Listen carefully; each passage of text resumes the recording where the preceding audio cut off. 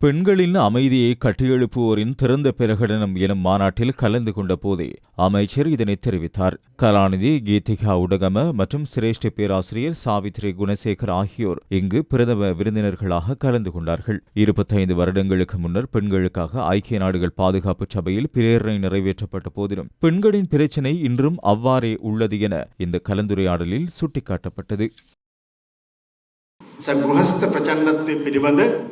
வீட்டு வன்முறை தொடர்பில் தற்போதுள்ள சட்டங்கள் போதுமானவை அல்ல. இது தொடர்பில் அமைச்சரவையின் அனுமதியும் கிடைக்கப்பெற்றுள்ளது. வீட்டு வன்முறை தொடர்பில் புதிய சட்டம் ஒன்று உருவாக்கப்படும். மகளிர் அமைச்சு அதற்கு தேவையான யோசனையை வடிவமைத்துள்ளது. அது நீதி அமைச்சுக்கு வழங்கப்பட்டுள்ளது. நீதி அமைச்சு பக்கம் சட்டம் மூலம் தயாரிக்கப்பட்டதன் பின்னர் புதிய வீட்டு வன்முறையை இல்லாதொழிப்பதற்கான சட்டத்தை நாட்டுக்கு அறிமுகப்படுத்துவோம். 90களில் இருந்து அமுலாகும் சிறுவர் பெண்கள் தொடர்பான சில உரிமை சட்டங்கள் உள்ளன. அவற்றை திருத்தத்துக்கு உள்ளாக்கி முன்னோக்கி கொண்டு செல்ல நடவடிக்கைகளை ஆரம்பித்துள்ளோம். ඉස්සරහට ගෙන්න දැනට වැඩ ආරම්භ කළා තියෙනවා.